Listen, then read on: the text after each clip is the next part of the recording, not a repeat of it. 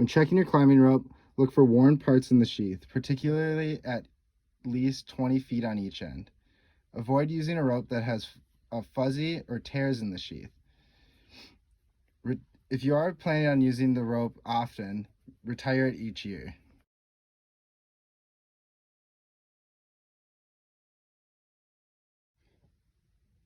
When checking your carabiners, look for deep grooves worn in the bottom of the carabiner.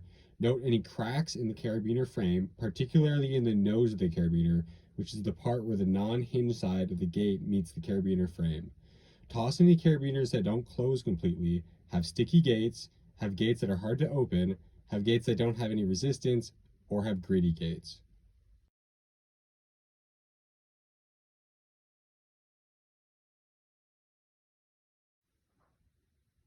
You want to check your harness every time before going out climbing. What you want to look for is weakened belay loops and torn nylon. You also want to make sure that your harness fits you properly.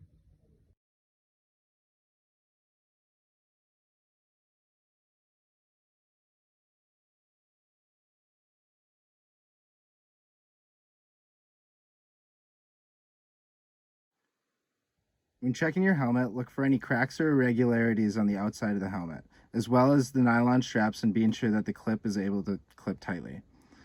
Also on the inside of the helmet that the dial is able to tighten, and be sure to retire any helmet that sustains any hard hit.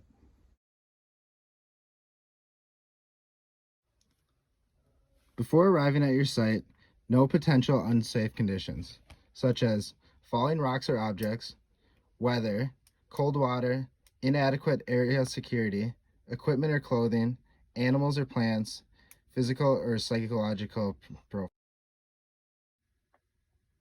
If students are not wearing a harness or clipped in, they should remain a safe distance from the edge. Establish boundaries around any potential source of risk. Use a piece of webbing or cord to tie off the hazardous area. In this example, we saw an icy rock face that could have been a potential cause for a hazard, so we used this piece of cord to tie it off.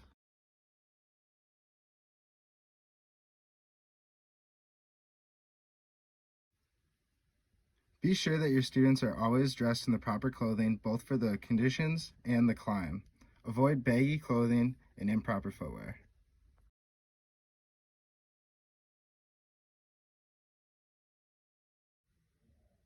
Upon arriving at your site, have your students put on the proper safety equipment. This should include a harness that fits right, a helmet that fits right, and proper climbing shoes.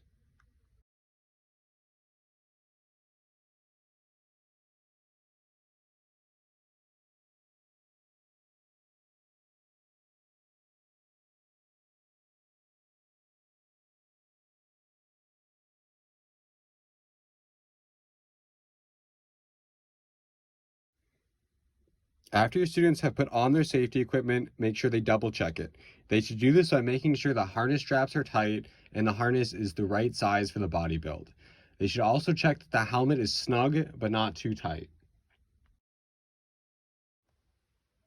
There's many potential risks displayed in this video, the most prominent being that the student did not wear a harness or clip in before into the rock face.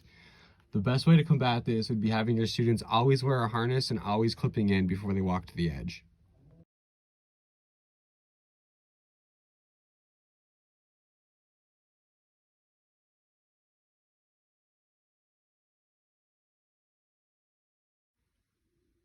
Students on the climbing site should always be wearing proper safety equipment and be on the lookout for falling rocks and objects.